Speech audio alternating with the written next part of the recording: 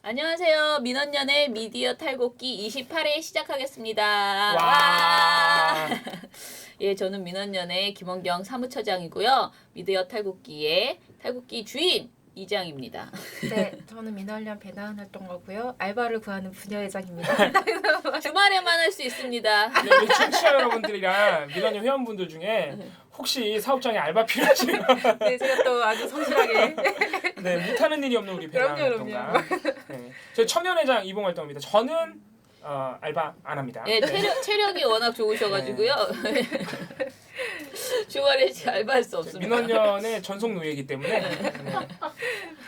그 총평가 보고서를 네, 선거 네. 대선 보도 총평가로 오늘 해드릴 겁니다. 예, 주옥 같은 날입니다. 예, 오늘. 네, 다 들었던 말이기 때문에 네. 네. 다 들었지만 이렇게 또 총정리하는 건 또 다르기 때문에 네. 예, 먼저 방송부터 털어보겠습니다. 네.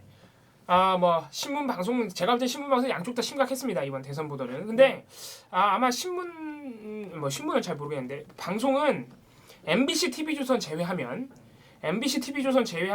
지난 대선에 비하면 다른 방송사들은 굉장히 조용했다. 무난한 편이었다 이렇게 말씀드릴 수 있겠습니다. 그래서 그러니까 저번 대선에서는 뭐 거의 모든 방송사들이 문재인 후보를 공격했다면 박근혜 후보는 조금 내비두고 이번에는 그렇지는 않았다. 물론 그건 똑같아요. 그 공격의 어떤 대상이 문재인 후보로 쏠리는 건 그거는 어떻게 보면은 당연한 일이기 때문에. 그래서 우리는 어쨌든 보도의 이제 양과 질을 함께 평가하는데 보도의 질만 따지고 봤을 때 MBC TV조선을 제외하면 다른 방송사들은 이 정도면 예전보다 많이 나아졌다. 이렇게 좀 생각할 수 있는 네. 그런 대선이었습니다. 그런데 MBC TV조선은 다른 방송사들이 했어야 할 나쁜 짓을 몰아서 다 했다. 이렇게 보시면 되겠습니다. 그래서 먼저 이제 총평가를 들어가기 전에 MBC TV조선이 어느 정도로 문 이브닝을 했는지 말씀드리자면 저희가 이제 그 3월 20일부터 5월 8일까지 이 모니터를 진행을 한 건데 MBC의 문재인 후보, 그러니까 민주당 편파 분리 보도, 편파적으로 민주당을 불리하게 제목을 뽑은 보도가 MBC가 45건인데 MBC가 45건인 게 어느 정도로 많은 거냐면 같은 지상파인 KBS가 16건, SBS가 18건. 그러니까 지금 MBC만 압도적으로 많죠. 같은 지상파인데. 이게 MBC가 어느 정도로 많은 거냐면은 종편 방송사인 채널A가 34건밖에 안 돼요. 민주당에 대해서 불리한 보도가. 이게 왜 제가 이게 MBC가 이렇게 10건이나 더 많은 거거든요. 이게 왜 중요하냐면은 여러분들 아시겠지만은 지상파의 뉴스 시간이요. 짧죠. 종편에 비하면 길게는 1시간까지 짧아요. 네. 그러니까 그 길게는 1시간 차이가 납니다. JTBC가 MBC보다 한 1시간 가량 길다고 보시면 돼요. 뉴스 시간이. 채널A도 한 40분 가량 더 길게 해요, 뉴스를. MBC보다. 그러니까 무슨 말이냐? MBC는 보도량이 적은 와중에도 채널A보다 민주당을 공격하는, 그러니까 문재인 후보를 공격하는 보도를 10건이나 더 많이 냈다는 거예요. 오, 열심히 했네. 정말 열심히 한 거예요. 그러니까 어느 정도로 MBC가 열심히 했는지 이게 숫자로만 봐도 알 수가 있는. 그래서 이제 MBC는 그렇고 TV조선은 이 민주당에 대해서 불리한 보도, 편파적으로 불리한 보도가 무려 77건입니다. 예, 이게 1인데 압도적이죠. 네, 그러니까 다른 종편보다도 압도적이에요. 물론 방송사들은 이 뉴스, 그러니까 전달할 수 있는 정보의 양이 제한적인 이 뉴스라는 특성상 모든 정당들에게 전반적으로 불리한 보도를 합니다. 다 비판적인 보도를 하는데 유독 민주당에게만 엄청나게 편중돼 있다는 점. 그래서 이게 참 주목할 점인데 JTBC가 그나마 가장 고루 비판했어요. 네. 그러니까 모든 정당들을 다 비판적으로 보도했는데 그 격차가 얼마 안 돼요. 그러니까 민주당 21건, 자유한국당 15건, 국민의당 14건. 고르게 분포돼 있죠. 다 비판적인 보도인데. 근데 이거를 MBC로 가져와 보면 MBC 민주당 45건 불리한 보도, 자유한국당 꼴랑 1건, 국민의당 8건. 격차가 엄청 크죠. 네, 이건 TV조선도 마찬가지입니다. 그래서 이런 차이가 있다는 거. 특히 TV조선도 자유한국당에 대한 불리한 보도가 4건밖에 안 되거든요. 이거 되게 심각한 거예요. 3월 20일부터 5월 8일까지인데 네. 자유한국당에 대해서 이렇게 비판할 게 없었을까? 이상하죠. 예. 그러니까 홍준표 후보에 대해서 한 건밖에 할 게 없었다? 예, 굉장히 이상한 겁니다. 그래서 양이 많고 적고 가지고만 비판할 수는 없는데 상황을 따지고 보면 자유한국당에 대해서는 사실상 입을 다물어 준 겁니다. 네. 그래서 그 정도로 양적으로 정리를 할 수 있겠고, 그래서 MBC와 TV조선이 어떤 식으로 이제 나쁜 보도를 했느냐, 제가 그동안 쭉 정리를 해드린 적이 있습니다. 그래서 사실 전반적으로 나쁜 짓은 MBC, TV조선이 다 했지만 여러분도 아시다시피 사실 이번 대선에 최악의 보도를 뽑으라면 사실 압도적으로 SBS입니다. 그래서 네. SBS가 대선 막판에 큰 큰 사고, 이건 실수라고 보기도 어렵습니다. 지금 진상조사 보고서가 나왔는데, 네, 진상조사 보고서에 대해서만 좀 말씀을 드리자면은 그동안 SBS가 내놨던 해명하고 사과에서 단 한 치도 벗어나지가 않아요. 그러니까 데스킹 과정에서 제목이 바뀌고 몇몇 문장이 날아가고 원래 박근혜 정권의 눈치를 보려 했던 해수부를 비판한다는 그 초기 취지가 날아갔다, 변조됐다. 그냥 이 정도로 하고 끝난 거예요 지금 진상조사 보고서도. 그러니까 우리가 궁금한 건 뭐냐면은 도대체 왜 데스킹을 그렇게 했느냐예요. 왜? 그래서 그 누군가가 그렇게 한 데스킹을 왜 다른 데서 바로잡? 그러니까요. 예. 그러니까 진상조사 보고서가 조금 더 발전된 점이 있다면은 그 데스킹 과정에 개입한 사람이 누군지 말은 해요. 뭐 보도국장, 뭐 편집, 뭐 그 보도국장 그리고 뉴스 제작국장 이런 분들의 이름이 거론되면서 이 사람들이 문제가 있다는 걸 알면서도 보도를 냈다. 이게 진상조사 보고서의 결론이에요. 근데 우리가 궁금한 건 그게 아니라고요. 말이 안 되잖아요. 이 정도로 보도가 변조되는데 심지어 리포팅을 한 기자가 완전히 자기의 취지와 반대도 아니죠. 완전히 이상한 보도가 나는데 기자가 그대로 보도를 했다? 이상하단 말이에요. 그럼 중간에 누가 외압을 넣은 거 아니야? 이런 상식적인 궁금함이 들잖아요. 그런 거에 대해서 전혀 해명이 되지 않았고 제목은 그럼 누가 바꿨는데 도대체 그 문장은 누가 지웠는데 이런 거에 대해서 전혀 해명이 나오지 않았습니다. 그러니까 이름이 언급된 보도국장, 뉴스 제작국장은 딱 이거예요. 실수했다. 데스킹을 우리가 대충 했다. 이거예요. 그러니까 전혀 해명이 되지 않은 상태로 진상조사가 끝나버렸습니다. 그래서 보도 자체 그리고 보도가 나간 다음에 어떤 진상조사 과정 이런 걸 통틀어 봤을 때 SBS가 최악의 보도로 선정되기에 모자람이 없었다. 이렇게 말씀드릴 수 있겠습니다. 최근에 저기 뭐 징계 제청했다 이 얘기. 네, 맞습니다. 인사위에 넘어갔는데 다 제가 말씀드린 그분들이에요. 네, 그분들이 이제 인사위에 넘어간 겁니다. 뉴스 제작국장 그리고 보도국장 이런 분들이 넘어간 건데 뭐 징계 맞겠죠. 그러니까 제가 볼 때는 이건 징계가 사실 뭐 그렇게 그게 아니라 사실 그 중간에 어떻게 진짜 무슨 일이 있었는데 그러니까요. 진상 규명이 안 된 상태. 진상 규명이 안 된 상태로 이렇게 징계해버리면 뭐예요? 꼬리 자르기죠, 사실은. 네. 그래서 SBS에게 상당히 사실 아쉬운 부분이 많습니다. 그래서 우리 노조가 좀 더 나서줬으면 좋겠는데 보통 노조들이 뭐 노조가 열심히 하리라 생각하지만은 이미 진상조사까지 끝난 마당에 더 할 일이 있을까 이런 생각도 들긴 합니다. 왜냐하면 진상조사위원회에 노조가 포함되어 있었어요. 네, 그래서 좀 아쉬운 점이 많습니다. 네, 물론 SBS가 이렇게 최악의 보도를 차지했지만 전반적으로 보면 MBC TV에서는 따라갈 수 없습니다. 그래서 MBC의 뉴스 경향 제가 말씀드린 적이 있는데 뉴스 사유와 사례 2번이나 있었습니다. 이게 뭐냐면 이제 사측의 성명을 읽어주는 건데 하나같이 다 그 사측 성명이 다 문재인 후보 공격하는 거예요. 왜 공영방송을 장악하려 하느냐? 왜 종북이나 다름없는 언론 노조랑 미디어 정책 협약 맺었니? 막 이런 말도 안 되는 사측의 성명 읽어주는 보도들이고요. 이제 두 번째 보도는 묻지마 의혹. 묻지마 의혹인데 이것도 다 문재인 후보로 겨냥한 거예요. 그래서 대표적인 사례가 이산가족 상봉할 때 북한이 문재인 후보한테 특혜를 줬다. 왜 근거가 뭐니? 그랬더니 문재인 후보만 너무 어렸다. 뭐 초등학생 수준의 근거를 대고 있었고 이제 마지막 사례는 이거 저희가 여러 번 말씀드렸던 지지율 단순 합산. 네, 단순 합산 사례. 그래서 안철수, 홍준표, 유승민 세 사람의 지지율을 더해봤더니 심상정, 문재인 더한 것보다 커. 그래서 단일화하면 잘 될 거야. 뭐 이런 말도 안 되는 보도 했었던 MBC가 이런 보도들이 선정이 됐었고요. TV조선은 이게 좀 MBC랑 교묘하게 달라요. 방식이. 똑같이 문재인 후보를 공격하는데 제가 지금 말씀드린 MBC의 사례들을 보면은 굉장히 노골적이에요. 그러니까 문재인 후보를 공격하는 사측의 성명을 읽어준다든가 아니면 문재인 후보를 향해서 너 북한한테 특혜 받았잖아. 막 이렇게.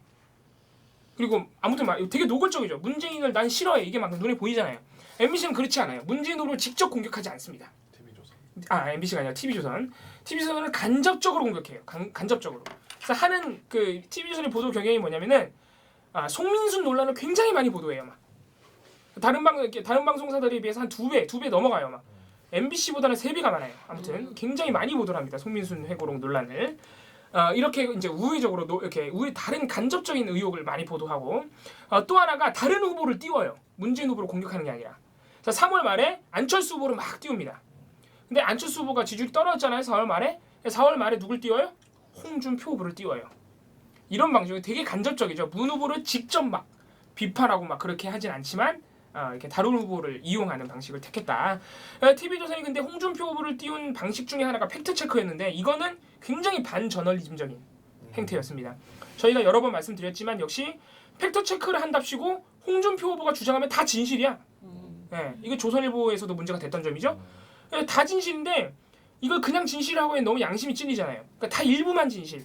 심지어 이런 것도 있어요. 수치는 틀리지만 취지는 맞아. 가장 황당한 사례. 그래서 수치는 틀리지만 취지는 맞아. 이게 뭐냐면은 노무현 대통령 시절에 진위 개수가 최악이었다. 이런 주장을 하셨거든요. 홍준표 후보가. 그래서 이게 다른 방송사들은 수치를 봤더니 그렇지가 않다 해서 다 거짓으로 끝났어요. 그냥 보도가. TV조선은 뭐라고 하냐면은 평균 진위 개수를 보면 이명박 정부가 최악인 건 맞아. 그래서 수치는 홍준표 후보가 틀렸어. 근데 홍준표 후보가 뭐라 그랬냐면 노무현 정부의 경제 정책이 실패해서 그게 영향이 이어지는 바람에 이명박 정부에서 나빠졌다고 말하는 그런 취지로 말한 것이다. 근데 우리가 봤는데 그 취지는 맞아 막 이런 거예요. 그래서 근데 더 웃긴 거는 다른 매체들은 TV조선이 그렇게 말한다는 걸 귀신같이 알았는지 홍준표 후보의 그 취지도 틀렸다고 다 팩트 체크를 해줬어요. 그러니까 뭐 노무현 후보의 뭐 경제 정책, DJ의 경제 정책 이런 거 따져 보면은 오히려 노무현 정부 때는 그 IMF 그냥 DJ랑 노무현 정부가 IMF 이후잖아요. 오히려 IMF 때보다 진위 개수가 떨어졌다 이거예요. 그러니까 경제 정책 이거 뭐고 그런 거랑 상관없다 이거죠. 네, KBS가 이런 식으로 팩트 체크를 또 해줘서 TV조선이 이런 보도가 무려 8건 무려 8건인데 이 8건이 다 뭐예요? 홍준표 후보의 주장을 팩트 체크하면서 다 일부 진실로 만들어준. 4월 말에 4월 13일부터 5월 3일까지 토론회 있었던 기간에 저희가 팩트 체크 보도를 모아봤더니 12건이에요. TV조선이. 근데 그중 8건이 문제 보도예요. 이런 식으로 다 일부 진실을 만들어준. 근데 이 8건이 공교롭게도 다 홍준표 후보 주장을 진실로 만들어준. 노골적으로 해서 TV조선의 어떤 의도가 엿보였던 그런 보도를 할 수 있겠습니다. 그래서 MBC TV조선이 압도적으로 나쁜 보도들이 많았는데 다른 방송사들이 그렇다 해서 문제가 없었던 건 아닙니다. 그래서 KBS 문재인 후보 부인이 너무 비싼 가구로 샀어. 네. 근데 자꾸 말을 바꿔. 그러니까 얼마 주고 샀냐고 물어봤는데 자꾸 말을 바꿔. 이런 함량 미달의 의혹. 도대체 말 좀 바꿔 인정한다 해도 그게 뭐가 도대체 문제라는 건지. 네. 아무튼 그래서 KBS가 이거를 대선 후보 검증이라는 타이틀을 달고 보도를 했는데 이게 후보를 가리지 않아요. 안철수 후보에게는 무려 비선 조직이 있다는 의혹을 냈어요. 네. 막 박경철 의사 이거 비선 조직 아니야 막 이런 의도를 냈는데 이게 얼마나 웃긴 의혹인지 다른 데서 아무도 받질 않았어. 너무 이상해. 너무 이상해. 물론 국가 가구는 조선일보가 받아줬는데. 왜냐면은 일단 안철수 후보 의혹은 다른 방송사도 잘 보도하지 않는 경향이 있었습니다. 근데 비선 조직 요 정도면은 크잖아요. 그죠. 근데 근거가 너무 없어요. 그래서 저희 자꾸 민원연이 문재인 후보만 너무 감싸고 도는 거 아니냐 이런 눈초리가 있더라고요. 근데 저희가 안철수 후보한테 이런 말도 안 되는 의혹을 제기해서 저희가 이것도 톱으로 뽑아서 보고서 냈습니다. 네. KBS 이런 식으로 의혹 막 하지 마라. 비선 조직이면은 이거 당연히 박근혜 대통령 생각나는 건데 너네가 지금 안철수 후보한테 들이댄 근거 보면은 뭐 이건 뭐 찌라시도 아니고 말도 안 되는 얘기 하지 마라. 파다가 안 나오면 보도하지 마라. 이런 식으로 저희가 강하게 비판했습니다. 안철수 후보 의혹 나왔을 때도. 그래서 그러니까 저희가 말씀드리는 거는 문재인 후보에 대한 부당한 보도가 너무 많이 나오니까 저희가 그거밖에 할 수 없는 거예요. 근데 저희가 가끔가다 이렇게 안철수 후보 다른 후보에 대해서도 이런 의혹 보도 나오면 비판했다는 점 알아주셨으면 좋겠습니다. 그리고 다른 방송사들 채널A 문준용 씨 관련 허위 사실 보도했다가 지우고요. 깨알같은 재밌는 보도들 많습니다. JTBC 문재인 후보의 발언 이상하게 자막 냈다가 사과했고요. 그리고 또 JTBC 안철수 후보와 문재인 후보의 지지율을 바꿔서 자막으로 냈다가 또 사과를 하는 이런 촌극들이 다른 방송사들에도 있었습니다. 하지만 역시 MBC, TV조선 그리고 SBS의 그 한 건에 비하면 다른 방송사들은 애교 수준이었다. 이렇게 정리할 수 있겠습니다. 그래서 이번 대선에도 역시 MBC, TV조선 때문에 완전히 저널리즘의 어떤 기본적인 원칙이 흔들린. 왜냐하면 기본적인 사실관계 왜곡하고 있죠. 그리고 근거 확실하지 않은데 자꾸 의혹, 그러니까 흑색선전을 만들어서 보도하죠. 이런 거 굉장히 기본적인 취재윤리를 어긴 행태들이거든요. 그래서 저희가 다음 대선, 다음 선거에서는 이런 부분 저희가 참고를 해서 방송사들한테 이런 짓은 하지 마라. 이런 식으로 좀 만들어줄 계획입니다. 네, 방송은 이 정도 하겠습니다. 네. 지금 말씀하신 것처럼 그 근데 올해의 모든 선거 보도 중에서 제일 나쁜 데는 어디였을까요? 어디라고 생각해요? MBC. MBC? MBC가 너무 나쁜 게 가장 많아요. 심각한 건 사실 방송이었던 건 방송 보도 그러니까의 질을 봤을 때 MBC가 제일 나빴던 것 같고 그 조중동은 늘 그러하였듯 총선 때랑 사실 비슷했던 것 같아요. 그죠? 예, 크게 그 뭐라 그러지? 최선을 다하지 않았나 봐. 이번에 왜냐면은 판세가 좀 그런 게 네. 있었기 때문에 그 앞뒤를 가리지 않고 좌충우돌한 곳은 MBC, 네. 그 다음에 이제 TV조선 정도. 거의 제가 볼 때 MBC는 조자룡급이에요. 네. 정말 단기 필마로 싸웠어요. 네. 근데 그 이정재 칼럼도 정말 상당한데. 이거는 이제 이제 잠잠하다가 이상한 거 하고 잠잠하다 또 이상한 거 하고 네. 자 그러면은 이제 신문 한번 털어볼까요? 전체 네네. 신문 모니터 그 총평가 보고서의 결론은 어쨌든 보수 신문이라고 흔히 말하는 조중동이 특정 후보 당선 저지를 위해서 정말 온갖 힘을 다 기울였다라는 네. 것으로 요약되고요. 이게 3월 20일부터 5월 8일까지 1일 브리핑으로 저희가 매일매일 나쁜 오늘의 유감 선거 네. 보도를 뽑았는데 그 보도들을 쭉 모으면서 어떤 유형별로 한번 분류를 해봤어요. 네. 근데 나뉜 그 결과 종북머리성 보도들, 그다음에 북풍머리성 보도들, 또 하나는 선거 컨설팅, 아주 직접적인 선거 그런 개입 보도들, 또 하나는 부적절한 혹은 부실한 검증 보도들 이런 것들이 있었고요. 그 외에는 이제 세월호 이슈 같은 것들로 대선 주자 공격을 했던 것들이 좀 눈에 띄었습니다. 그것도 박근혜 정부에 대한 감싸기, 동정심을 유발하는 요게 이제 방송이랑은 좀 다른 지점이에요. 그런 박근혜 것들이 동정론. 조금 나왔었습니다. 일단 종북머리 같은 경우에는 주적 논란하고 송민순 회고록 보도를 중심으로 이뤄졌는데요. 요거에 관련해서 일단 경향 한결의 한국 같은 경우는 이건 종북 프레임이고 색깔론이고 엉뚱한 논란이라는 네. 지적을 다 빠짐없이 해줬지만 동아 조선 같은 경우는 단 한 번도 그거에 대해서 문제 제기를 하지 않았고요. 오히려 까지 않았나요? 네, 그런 오히려 거를? 그 논란을 이제 확산시키는 데 굉장히 기여를 했고 중앙일보 같은 경우는 특히 송민순 회고록 관련해서 단독 보도, 송민순 네. 외교통상부 장관 네. 관련해서 저것도 역사에 남는. 전혀 뭐 별 의미 없는 하지만 네. 마치 대단한 것처럼 네. 1년 3년 그 토보로 해서 심지어는 그래서 화제가 못 됐죠? 네, 일주일 하다가. 내가 네. 다른 매체라도 받아쓰기가 되게 애매한 그런 보도를 내놨고요. 그 외에 사실 이 두 가지 이슈 외에 아무 이유 없이 안보관이 의심스럽다는 주장을 반복하는 묻지마 종북머리성 보도도 있었는데 이거는 네. 다들 아시겠지만 그 이정재의 시시각각 그거 진짜 장난 아니에요. 네, 요거가 이제 대표적 사례로 꼽힐 수 네. 있겠습니다. 그거는 외에, 약간 네. 인기가 많아요, 근데. 사람들이 패러디 소설을 계속 쓰고 있기 때문에. 이게 되게 이건 창의력을 자극하는 재밌는 패러디 지점이 소설이 있어요. 본물 터졌던. 네. 또 그 외에 동아일보 김순덕 논설 주간의 어떤 김순덕 칼럼이란 코너에서 종북몰이 하는 양상이 굉장히 심각했는데요. 안철수 후보에게 문재인 후보의 이념이 뭔지 따져 물어야 된다고 얘기를 하거나 정말 선거 직전 5월 8일 날까지도 친북 문제는 찍어서는 안 된다라는 조의 주장을 반복했습니다. 네. 종북몰이 같은 경우는 제가 한번 그 전에 한번 말씀드렸었나? 4월 17일, 그러니까 본격적인 공식 선거 운동이 시작된 네. 4월 17일부터 5월 8일까지 6개 일간지 일면 기사 제목만 그러니까 사진 기사 같은 경우는 캡션을 포함했어요. 그 안에 북한, 김정은, 평양같이 북한을 직접적으로 지칭하는 단어들이 사용된 빈도를 검토를 해봤는데요. 조선일보는 이 기간에 29건. 근데 많습니다. 한겨레는 4건으로 가장 네. 적었고요. 이 두 매체의 차이가 굉장히 네, 그러니까 어마어마하죠. 네. 북한 되게 좋아해. 이 기간에 우리는 같은 대한민국을 네. 살고 있는데 조선일보는 29건의 보도를 북한 일면에다가 네. 북한 보도를 내야 할 정도로 북한 네. 이슈가 중요하다고 누가 반복적으로 친북인지 판단한 모르겠어요. 것이고 네. 네. 한겨레는 상대적으로 적었다라고 말씀드릴 수 있겠고요. 그 외에 좀 얘기가 나왔던 거는 선제 타격론 이슈가 잠깐 나왔었죠. 그거 빌림으로 해가지고 동아일보가 아주 특히 전쟁이 일어날 수도 있다. 전쟁을 두려워해서는 안 된다는 메시지를 반복했습니다. 난 두려워요. 네, 허먼명 논설위원이 주로 이런 말을 했고요. 또 하나는 전쟁 불사론 같은 경우, 그러니까 전쟁을 불사함으로써 평화를 오히려 지킬 수 있다라는 형태의 주장들은 조선일보와 동아일보가 좀 반복했던 것 같습니다. 그 외에 좀 제가 좀 심각하다고 생각했던 게 노골적인 선거 컨설팅.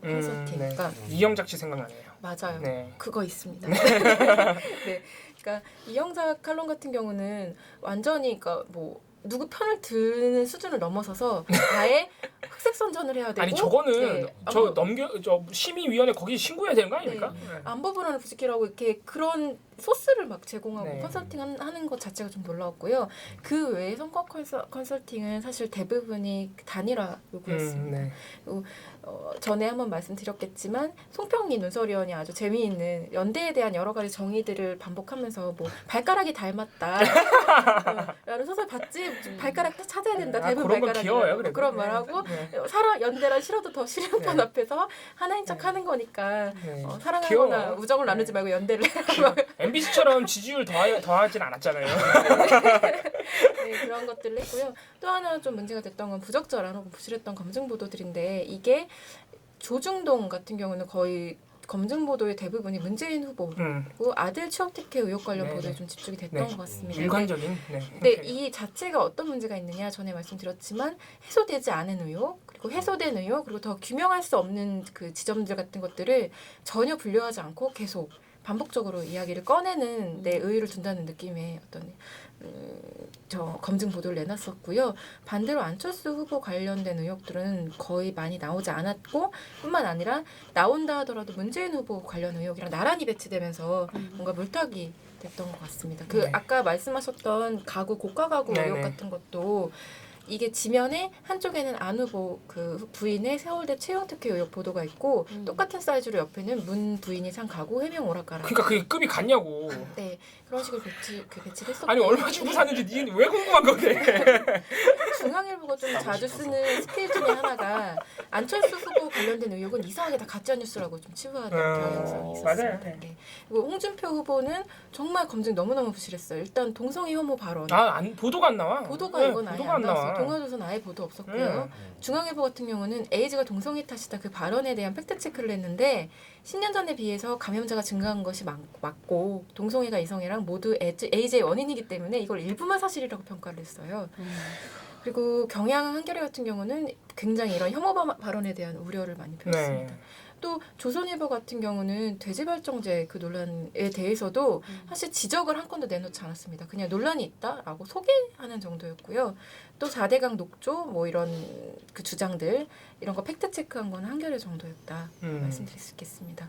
세월호 이슈 같은 경우는 사실 그 당시 여권에 좀 불리할 수밖에 없는 이슈였죠. 네. 근데 여기에 대해서는 조선일보가 거의 이제 달라붙어서 천안함을 더 네. 관심을 기울여야 된다고 네. 주장을 하거나 아니면 세월호 이슈 자체 진상 규명을 요구하는 것 자체가 좀 정치 공방이다, 정치 공세다라면서 문재인 후보를 좀 공격하는 소재로 사용했던 것 같습니다. 네. 또 하나 SBS 오보 책임을 조선일보는 민주당 책임으로 몰아붙였다. 네. 그런 것도 MBC도 말씀드릴 수 있고요. 그랬었습니다. 네, 아주 네. 기상천외한 네, 주장이었습니다. 외압이 없는데 자꾸 외압이 있다고. 꿈꾸시나 봐. 네, 그리고 박근혜 정부 감싸기 보도 같은 경우는 대표적인 게 두 가지가 있는데요. 두 개 다 조선일보에 나왔던 보도입니다. 하나는 박정원 칼럼인데 야당이 경제 활성화나 이런 개혁 법안들을 발목을 잡아서 박근혜 정부가 힘들었던 것이다. 실패했다라고 야당 탓을 돌리는 칼럼이었고요. 또 하나 그 최보식이 만난 사람에서 청와대 요리연구가 김막업 씨 인터뷰 내용을 네. 했는데 이 보도가 언제 나왔냐면 5월 8일 날 바로 아유, 직전에 네. 나왔어요. 근데 제목이 함께 지냈지만 말법 못 배운 나보다 더 불행한 박 전 대통령 이거예요. 슬프다. 네, 박 전 대통령. 박근혜 씨. 네. 그러면서 내용 그 워딩이 너무 노골적으로 존정심을 부추기는 네. 것들인데 그렇게 절약 정신이 있는 대통령이 뭐가 더 필요해 돈을 받으려 했겠어요. 대통령이 거짓말할 사람은 아닌 것으로 봅니다. 여성스럽고 세상 물정에 대해 너무 몰라요. 이렇게 얘기를 하고 최순실 씨에 대해서는 요즘 말로 갑질한다고 그러나요? 성격이 포악해 보였어요. 막 이런 얘기를 하면서 마치 다 최순실 씨가 잘못해서 박근혜 씨는 뭐 약간 피해자인 것처럼 그런 불쌍한 박근혜 이미지를 강조했던 것 같습니다. 네, 신문 이 정도로 하겠습니다. 일단은 이번 포털 모니터를 다시 하게 된 것이 저희 같은 경우에 한 10년 만에 지금 처음이었거든요. 그 전에는 또 이제 자동으로 한 게 아니고 하나하나를 시간마다 막 캡처를 해가지고 저희가 그걸 기사를 다 저장해서 해서 굉장히 돈도 많이 들고 힘들었는데 그래서 이제 포기를 한 거죠. 우리의 재원으로는 포털은 이제 못 하겠구나. 그렇게 해서 안 한 지가 이제 10년이 넘었는데 이번에 그래도 다시 한번 이제 해봤어요. 그런데 사실 포털 스스로가 자기네들의 그 뉴스를 분석하는 팀들 그러니까 모니터 그 뭐랄까 외주 같은 걸 줘가지고요. 네이버 같은 경우에는 이제 백서가 나온대요. 조만간. 그러니까 이제 선거 끝나고 대선 보도 백서 이런 거를 네이버에 대선 그 보도가 어떻게 됐는지 이런 게 나온다고 하더라고요. 근데 그러니까 자사 스스로 어디 외주를 줘서 이제 그런 백서가 나오게 되겠죠. 근데 그런 게 있으니까 우리는 그럼 안 해도 되나? 사실 그런 생각을 사전에 저희는 했었어요. 그러니까 설마 그런 걸 조작하겠어? 보고서를 조작하겠어? 그러니 거기서 잘 나오겠지. 그런데 그럼에도 불구하고 우리가 이렇게 굳이 이것을 한 것은 사실은 시민사회단체가 이것을 그 감시하고 있다는 그 메시지 자체를 주고 싶은 게 굉장히 컸어요. 그래서 이번 그 모니터의 의미에서는 첫 번째로 우리가 그 사각지대였는데 이 포털이 10년간 포털 모니터를 하는 단체가 없었는데 저희가 그 포털의 특히 모바일 버전의 뉴스를 시민사회단체가 주도적으로 하고 있다라는 메시지를 다음과 네이버에 줌으로써 좀 바라보는 감시의 눈길이 있다는 것이 영향을 미칠 것이다 라는 우리가 잘 못해도 어설프게라도 계속 하고 있다는 것이 중요하다 이렇게 생각을 했고요. 그 다음에 기계적 편집이나 원칙적인 편집이라고 주장하는 포털사들의 뉴스 그 편집 실태를 정말 그런가 한번 파악해보는 의미가 있다. 그러니까 자기들은 이제 우리는 정말 공정성 시비에서 그 벗어날 수 있어라고 자신 있게 그동안 계속 얘기해 왔는데요. 실제로 그것이 그런가라는 것을 우리가 한번 파악해보는 계기는 될 수 있겠다라는 것이고요. 그 분석 결과 보면 포털의 모바일 뉴스 영향력은 커진다는 점을 감안하면 현 단계에서 지금보다는 더 세밀한 원칙이 필요하고요. 편집 원칙이 필요하고 유권자의 현명한 정치적 판단을 위한 배려가 필요하다라는 것으로 보여져요. 저는 이번에 한경호 그 논란 중에서 제목 가지고 분노하는 분들이 굉장히 많아진 것을 보면서 그런 막 있잖아요. 문 해놓고 왜 누구는 문이라고 안 하고 뭐 박 대통령이라고 박 전 대통령 네. 어떤 의원에 대해서는 우원식 의원에 대해서는 우원식이라고만 쓰고 또 국민의당은 어떤 의원은 의원을 쓰고 뭐 이런 김동찬 게 의원. 네. 막 그렇잖아요. 근데 글자 수를 맞춘답시고 자기들은 그렇게 하는데 그러니까 뭐 그게 저는 한경호의 문제가 아니고 전체 언론이 지금 그런 원칙이 없고 그것이 이제 포털에선 더 심한 거예요. 왜냐하면 포털 제목은 아시다시피 지금 저희가 여러 번 얘기했지만 언론사에서 보내는 걸 그대로 자기네들을 받는다는 거거든요. 포털 스스로 고치지 않는다. 그럼 포털로 봤을 때는 그렇게 찾아보기 시작하면 끝도 없이 많은 그런 뭐라 그러지 그 원칙 없는 네. 그런 제목이 그러니까 비단 한겨레만 그럴 건 아니라는 네, 거예요. 원칙 없는 제목들이 넘쳐날 것이라는 거죠. 그래서 그런 의미에서 전체적으로 이제 편집 원칙이 필요하다라는 생각이 이제 들었고요.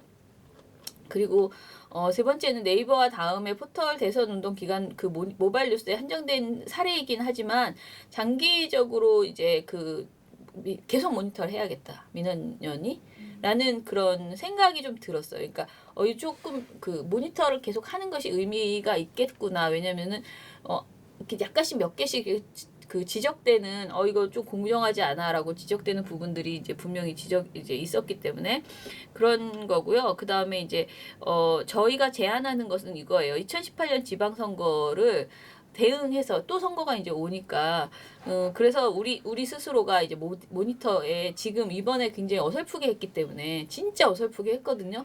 그래서 그때를 대비해서 좀 잘 우리도 그 모바일 뉴스의 특징을 파악해서 이걸 대응을 해놓겠다. 지방선거 모니터로. 왜냐면 이번 지방선거는 사실은 굉장히 이번 대선 이후에 이제 다시 1년 정도 시간이 이제 지난 다음에 하는 것이고 보수 그 정당으로서는 굉장히 이제 그야말로 사활을 걸고 뛰는 그런 선거가 될 거 아니에요.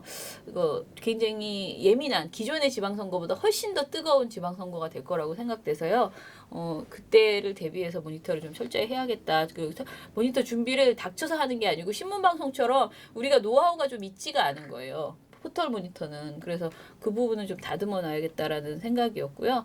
그 다음에 그 분석 기준과 그 어떤 분석 틀 이런 것들도 우리가 좀 더 다듬을 필요가 있다라는 그런 생각들을 했고 그 다음에 포털과 모바일 뉴스 담당자 또는 포털 미디어 정책 결정권자가 개선해야 될 부분을 저희가 제안한 게 있는데 첫 번째로 기사 이력 시스템을 도입해 달라라는 거예요. 그래서 지금 그 기사를 배치하는 모바일 화면에 기사를 배치하는 과정에서 언제 몇 시에 올라가고 제목은 언제 바뀌고 이런 식의 모든 그 기사 이력 제도가 좀 더 상세히 올라와야 된다. 중요한 건 그걸 공개해야 된다는 거죠. 네네. 완전히 공개해야 된다라는 거고요.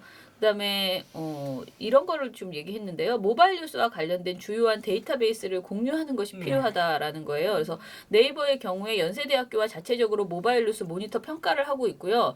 2016년 총선 과정에서도 했고 2019년 대선에서도 지금 기사 배열 모니터링단을 운영하고 있다는 거예요. 근데 네이버는 뉴스 자문위원회, 그러니까 뉴스 편집 자문위원회 산하의 대통령 선거에 즈음해서 이번에 그 8월에 백서가 발표될 예정이고요. 그런데 이러한 과정에서 학계에는 네이버가 전 원자료로 공개를 한대요. 이 연구팀에게는. 근데 우리한테는 안 주잖아. 그러니까 우리는 다 그 막 받아가지고 하고 있잖아. 그러니까 이런 정보 공유가 필요하다. 정보를 니네가 또 정말 공개하라는 거예요. 네. 그래서 정보 공유를 해달라라는 것이고요. 그 다음에 외부 옴부즈맨을 확대할 필요가 있다라고 이렇게 네. 이제 저희가 제언을 했어요. 그래서 선거 기간 동안 공정한 뉴스 편집을 위해서 포털사 내부 노력도 필요하지만 공정성과 객관성을 담보하기 위해서 언론 유관단체나 시민사회와 소통할 필요가 있다라고 보고요. 그리고 포털사는 외부 옴부즈맨을 운영하기도 하는데 그 외부 인사의 경우 20대 총선의 경우 새누리당과 민주당 한 명씩만 외부 옴부즈맨으로 들어갔었대요. 근데 이거는 굉장히 어처구니까 그야말로 당 관계자 한 명씩만 들어간 건 말이 안 되죠. 그래서 이를 대폭 확대해서 언론노조나 기자협회, 그다음에 뭐 저희 같은 시민단체 이런 데도 문호를 개방할 것 이것을 요구를 하고요. 시민사회 관련 보도를 늘려라라는 주장인데요. 지금 보도 물론 이거는 또 다시 계속 거듭되는 얘기지만 언론사 자체가 보도를 안 하니까 맞아요. 포털만의 그렇긴 잘못은 한데 아니에요. 시민사회 관련 보도가 너무 적은 거예요. 그래서 포털로서는 억울하겠네요. 네. 그렇죠. 마지막으로 우리가 이거는 제 인터뷰도 한번 했었는데요. 그 AI 편집이라고 해서 자동으로 편집되는 거 있잖아요. 그러니까 그 사람에게 최적화된 그 편집, 뉴스 편집을 한다라는 건데 이것의 위험성을 인지를 하라. 그리고 한번 이거를 사회적으로 재논의할 필요가 있다라는 거예요. 그래서 지금 현재 각 포털에서는 자체 AI 편집을 통해서 개인에게 최적화된 뉴스를 공급하겠다라는 원칙을 가지고 있고요. 그리고 이게 기술 발전으로 인해서 사실은 우리도 페이스북도 그렇고 전부 다 그 사람이 자주 보는 뉴스, 그 사람이 본 그 광고 뭐 이런 산 거 이런 거 이렇게 다 반영돼가지고 귀신같이 예 정말 귀신 같지 않은 그래서 뭐 예 아무튼 제가 좋아하는 딱 신발 모양 그런 광고가 계속 뜨고 아 그래요? 네. 그렇습니다. 클릭하게 되고 예. 그런데 이 AI 편집이 문제가 과연 없는가? 그 사람에게 최적화됐으니까 정말 좋은 세상이 온 것인가? 그렇지 않다는 것이죠. 그래서 개인에게 관심 있는 뉴스만을 한정해서 소비하는 구조가 정착되게 하는 개인을 고립시키는 겁니다. 네. 그래서 그 자신의 입맛에만 맞는 뉴스를 소비하게 하고 이것은 미디어의 정상적인 기능은 아니다. 그렇죠. 라고 다양한 생각하는 정보를 보게 거죠. 해야죠. 네. 그러니까 내가 선택하는 그런 공간은 따로 그냥 있으면 되는 거죠. 내가 모아놓을 수 있게 그런 기능을 만들어 놓고 그냥 미디어 자체는 그냥 그 뭐 이렇게 소수자 이야기도 담기고 저 타당 이야기들도 막 이렇게 담겨야 되는데 내가 연애 소식을 좋아하면 내 뉴스는 다 연애로 채워진다거나 이렇게 되는 것이 과연 그 공론장의 기능을 파괴하는 것이다 우리 사회에. 그래서 그것에 대해서는 다시 한번 재고하자라는. 그럼요. 예. 네. 저는 아주 극렬한 반대론자입니다. 아, 그래요? 네.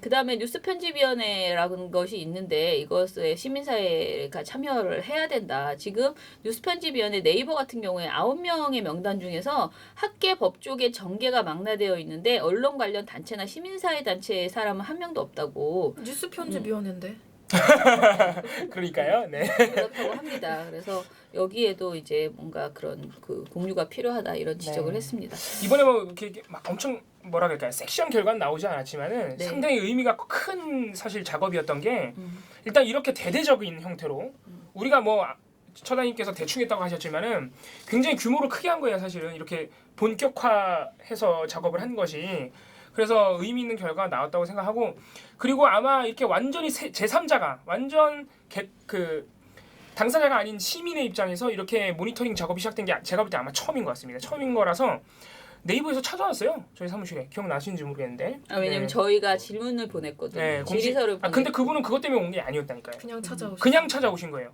진짜 우리가 하니까. 감시하려고 감시라기보다 감시라고 하면 조금 그렇고 정찰. 아무튼 그렇죠. 염탐하러 쉽게 말하면. 야 감시랑 염탐이랑 뭐가 근데 그분의 의도가 그렇게 나빠 보이진 않았고 그래서 전화. 그래서 와서 그냥 구경 오시 우리가 어떤 어디서 이런 구경하고 걸 있고 하나. 그러니까 구경하시고 가신 거예요. 몇 명이 일하고 있느냐, 어떤 식으로 혹시 작업하고 계시냐. 그러면서 그분이 나쁜 의도가 엿보이지 않았어요. 와서 그래서 우리 민원도 들으시고 그 제목 바뀌는 거 좀 알려달라 그래서 그분이 알려주신 거예요. 그래서 결국에는 제목 바뀐 거 어떻게 된 거냐 그래서 들어가서 알아보겠다 몰랐다 그러면서 그래서 다 저희가 이렇게 보고서에 반영하고 아무튼 그래서 네이버 이렇게 포털도 굉장히 우리가 이런 작업 시민 사회에서 이런 작업을 하면 굉장히 긴장한단 말이죠. 그래서 우리가 계속 이런 작업을 해야 방금 말씀드린 그런 재원을 받아들일 수가 있어요. 아무런 우리가 모니터 작업을 하지 않고 재원만 하면 받아들일 리가 없죠. 그럴 리가 없잖아요. 네. 그래서 상당히 의미 있는 작업이었다. 그래서 네이버도 저희의 이 제언을 무시하지 못할 거다 이런 생각합니다. 제가 대충 했다는 것은 진짜 대충한 건 아니고요. 저희가 열심히 했어요. 왜냐면은 네. 그 코딩하는 사람들이 둘이서 아예 같이 했잖아요. 그러니까 저희가 사실 신문방송 코딩은 다 한 사람의 판단으로 이렇게 정해지고 이제 가끔가다 더블 체킹이 되는 그러니까 좀 예민한 것만 같이 논의를 했는데 이 포털은 아예 두 사람이 계속 합의되어야지 그 코딩을 완성시켰어요. 그러니까 사실 굉장히 뭐랄까 더 노력한 거죠. 네. 왜냐면은 불안하게 하면 안 된다. 이건 그냥 철저하게 해야 된다라고 해서 둘이 계속 같이 건건이 크로스 체킹을 계속 한 거죠 네네, 사실상. 그렇게 했기 네. 때문에 대충한 건 아닌데 제가 말하는 대충이라 함은 너무 늦게 시작했어요 저희가. 늦었어요. 그러니까 프로그램이 이거를, 너무 늦게 미리, 만들어졌어. 미리 했어야 되는데 프로그램 만들어준 아저씨도 대단하신 분이 해주셔서 그나마 이렇게 나온 거고. 그나마 빨리 나온 거예요. 네, 그래서 두루두루 많은 분의 도움으로 저희가 이거를 할 수는 있었다. 그래서 다들 아무튼 저의 결론은 이번 대선 보도는 정말 엄청나게 화력을 넣어서 저희가 모니터를 했는데 네. 그 모니터에 비해서는 비교적 그래도 중립적이었다. 보도가 네. 그렇게 심하게 나쁘지, 그러니까 여태까지의 다른 대선에 비해서 전반적으로 나쁘지 않았는데 그것을 이제 평가를 하다 보면 이런 얘기가 나오는 거예요. 문재인 대통령이 당선될 가능성이 너무 높았기 때문에 그렇죠. 이 네. 선수들이요 눈치를 본 거죠. 그렇죠. 그러니까 예, 언론사들이 서로 내가 너무 달리면 안 돼. 네. 이런 맞아. 예, 보수지조차도 미리. 예, 눈치를 봤다. 그래서 특히 종편 생각해보세요. 종편 시사 토크쇼가 얼마나 조심했는지. 그러니까 제가 오늘 별로 얘기를 안 하잖아요. 재미가 없다니까요. 네, 네. 그러니까 그 이전 총선 때는 대단했거든요. 근데 이제 그런 태도가 물론 그렇다고 자기 정체성을 버리지 없는 건 않았기 아니에요. 때문에 없는 건 하긴 아니에요. 하지만 예전처럼 그 극성을 떨면서 하지 못했던 그래서 이제 어떻게 보면 좀 허무한 느낌이 들 정도. 그러니까 지금 이번에 제가 예산을 이렇게 보면요, 이런 말씀 드려도 되는지 모르겠지만, 아무튼 저희 이 대선 때문에요. 저희 민원연 활동가의 인건비 말고요. 저희 활동가가 최소한 한 7명 정도가 여기에 투입됐거든요. 그거 말고 그거 이외에 든 돈만 한 5,500만 원이 들었어요. 인건비와 뭐 이거 만들고 뭐 이런 작업들이 그 정도로 굉장히 많이 우리 나름대로는 막 투자를 해가지고 했는데 그것에 비해서는 보고서에서 아주 극렬한 내용이 별로 많이 안 나왔거든요. 그런데 어찌됐든 선거 결과는 잘 나왔잖아요. 그런 점에서 봤을 때 우리의 감시가 어떻게 보면 더 오히려 유용했다라고도 볼 수 있는 거예요. 그러니까 전 영역에 걸쳐서 감시를 했기 때문에 연합뉴스고 뭐고 다들 쟤네가 뭐 한대라는 걸 우리가 미리 이제 알거든요. 다 알아요. 네. 다 알아요. 그래서 좀 그래도 조금이라도 영향을 미치지 않았어. 이것도 우리만의 착각일 수는 있겠지만. 근데 착각은 알죠. 행복 캐롤을 이제 막 돌리면서 네. 행복해지는 우리 거죠. 지난 총선 네. 때도 우리 연합뉴스 통신사 그렇게 열심히 한 것도 아니에요. 통신사 연합뉴스에서 전화 온다니까요. 네, 근데 항의예요, 항의. 이번에는 미안하다고. 좀 저희가 네. 좀 더 열심히 했기 때문에 그래서 보고서에 있어서 우리가 막 엄청나게 광분할 만한 내용은 많이 나오지 않았지만 신문 방송에서 주로 많이 나오긴 나오고 나옵니다. 다른 데서는 사실 그렇게 많이 안 나온 나오지 거 아니고. 않았지만 참 보람 있는 작업이었다라고 생각을 하고요. 그리고 이제 총평가니까 다시 한번 이야기를 한다면은 지금 이제 어제 저랑 봉우 씨랑 이 총평가 토론회의 프랭카드를 어떻게 제목을 뭐라고 쓸까를 되게 고민했잖아요. 그 고민하면서 이제 나온 것이 선거 저널리즘 뭐 재확립해야 이런 식의 제목을 이제 했는데요. 지금 우리 사회가 선거 보도 준칙이라는 게 정말 훌륭한 게 엄청나게 많아요. 그러니까 그리고 선거보도는 이렇게 해야 된다라는 게 지금 방송에서 방송 규정도 있죠. 그다음에 선거시사 심의위원회도 있기 때문에 거기도 규정이 있죠. 윤리위원 뭐 신문윤리 강령 같은 거에도 선거 관련 내용이 있죠. KBS 준칙, MBC 준칙 다 있거든요. 그런데 문제는 그 준칙대로 보도가 계속 안 되는 거예요. 그러니까 선거가 막상 딱 시작되면은 전부 다 그 준칙이고 뭐가 다 필요 없고 어떤 후보를 향해서 막 달려가는 그런 지금 이 분위기 있잖아요. 경마 저널리즘 너무 심하고 그 경마 저널리즘의 그 제일 요번에 이제 핵심이 된 게 여론조사였고 여론조사를 통해서 그 뭐 양강구도를 막 강제로 막 이렇게 만들어 가지고 그 특정 후보를 그 안철수 후보를 계속 띄우고 이런 작업이 이제 되게 심했던 것. 그다음에 올해 이제 팩트 체크로 이렇게 장난질 심하게 한 것 이런 것들인데 올해 선거 보도를 통해서 우리가 고쳐 나가야 될 것들 이런 것들을 한번 다시 정리를 해서 다음 그 지방선거 전에 정말 반드시 또 다시 제안을 해야 되겠다라는 특히 팩트체크 문제라든가 여론조사 문제 이런 것들은 다시 잡아야 되겠다. 규정이 너무 약했나? 뭐 이런 생각이 들 정도의. 왜냐하면 여론조사 같은 경우에 공정 그 여론조사 심의위원회가 제가 여기는 안 썼는데요. 제가 어제 며칠 전에 뭘 하면서 그 마지막으로 한번 다시 들어가서 찾아봤는데요. 그 디오피니언과 경향신문이 아니고 내일신문의 조사 있잖아요. 그거는 심지어 뉴스타파에서 그 KTDB를 사용했다고 본인들이 올렸는데 그렇지 않은 걸로 밝혀졌잖아요. 그런데 그게 징계를 하나도 안 맞았어요. 그러니까 끝까지 안 맞더라고요. 그리고 그 KBS하고 연합뉴스 한 코리아 리서치 조사 그건 1,500만 원밖에 안 맞았잖아요. 그런데 리얼미터는 거의 징계가 5번인가? 계속 가트려 맞아요. 계속 가트려 맞아요. 계속 있는 거예요. 그래서 근데 그게 뭐냐면은 이유가 너무 황당해요. 그러니까 뭐 사전 신고 안 했다. 뭐 이런 걸로 가트를 맞고 있는 거예요. 근데 그게 이제 황당하다고 표현하긴 좀 그런데요. 차별적이에요. 차별적. 제 생각에는 뭐냐면 자기네들을 무시하는 거라고 생각하는 그런 그야말로 사전 신고 안 했다. 이거는 어떻게 보면 여심이에 신고 안 하고 보도하면 안 된다는 거예요. 그러니까 지금 걸린 게 파파이스 같은 데 가지고 나가서 말했잖아요. 그럼 걸려요.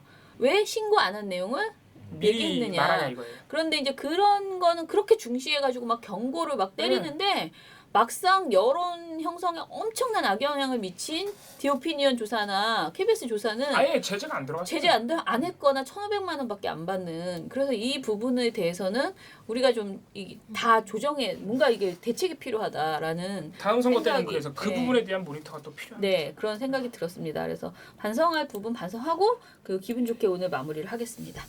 자 그러면은 주말 잘 보내시고요.